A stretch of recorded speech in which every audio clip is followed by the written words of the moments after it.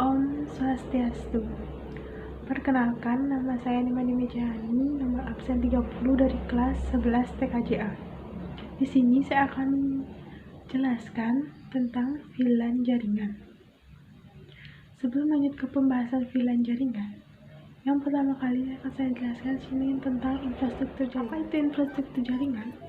Infrastruktur jaringan atau network infrastruktur merupakan kumpulan sistem komputer yang saling berhubungan dan dihubungkan oleh berbagai macam bagian dari arsitektur telekomunikasi. Dalam penerapannya, ada dua cara untuk melakukan konfigurasi jaringan access point. Yang pertama, menggunakan wireless LAN card yang dipasang pada slot PCI ataupun pada PCM SIA. Yang kedua, menggunakan kabel UTP yang terhubung antara port switch di personal komputer dengan RJ45 yang terdapat di access point. Keuntungan menggunakan konfigurasi mode infrastruktur: yang pertama, lebih mudah memanajemen jaringan. Yang kedua, tidak diperlukannya personal komputer berjalan setiap waktu untuk melayani klien pada jaringan. Yang ketiga, sistem keamanan pada switch lebih terjamin. Sekarang kita lanjut ke pembahasan VLAN jaringan.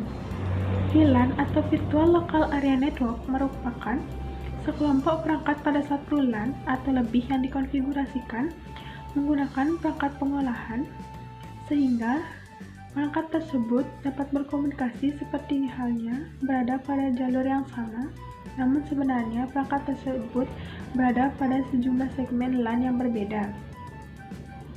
Keuntungan menggunakan VLAN: yang pertama, menghemat biaya. Kedua, keamanan jaringan. Yang ketiga, kinerja jaringan meningkat. Yang keempat, broadcast storm mitigation. Kelima, efisiensi pengelolaan jaringan. Keenam, simple project and application management. Terminologi di dalam VLAN. Yang pertama ada VLAN data.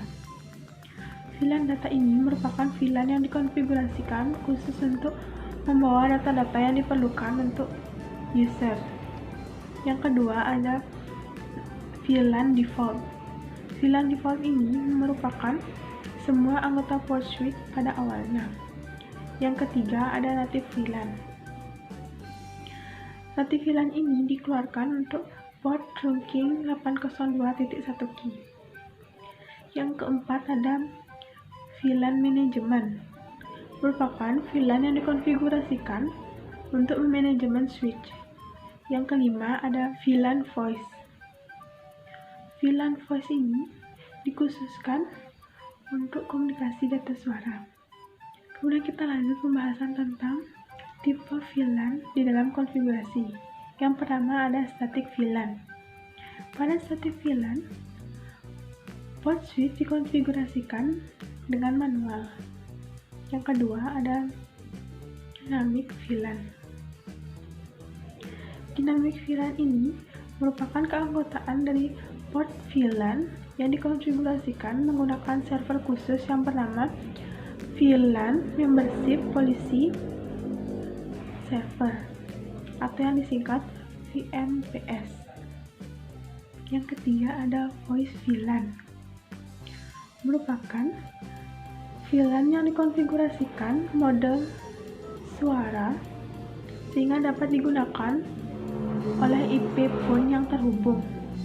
Kemudian kita lanjut ke pembahasan jenis VLAN. Yang pertama ada jenis VLAN berdasarkan pemberian membership, yaitu ada port based, MAC based, protocol based, subnet address based. Yang kelima authentication based. Jenis yang kedua berdasarkan tipe koneksi. Yang pertama ada trunk link, kedua access link, dan ketiga hybrid link. Hybrid link ini merupakan gabungan dari access link dan trunk link. Yang terakhir, prinsip kerja VLAN. Yang pertama ada filtering database. Filtering database ini dibagi menjadi dua. Yang pertama static entries, dan yang kedua dynamic entries. Static entries ini dibagi menjadi dua. Yang pertama, static filtering entries, yang memiliki fungsi memilah apakah suatu data tersebut akan dikirim atau dibuang atau bahkan dipindahkan ke dynamic entries. Bagian yang kedua, ada static registration entries, yang memiliki fungsi apakah data tersebut akan dikirim ke jaringan VLAN dan port yang bertanggung jawab terhadap VLAN tersebut. Bagian yang kedua dari filtering database yaitu dynamic entries. Dynamic entries ini dibagi menjadi dua. Yang pertama, dynamic filtering entries yang memiliki fungsi apakah data tersebut akan dikirim ataupun dibuang. Bagian yang kedua dari dynamic entries ini ada group registration entries, yang memiliki fungsi memilah apakah suatu data tersebut akan dikirim ataupun bahkan tidak diteruskan. Prinsip kerja VLAN yang kedua itu adalah tagging. Saat kita melakukan pengiriman suatu data, harus ada tujuan data tersebut. Informasi ini terbentuk dalam tag header.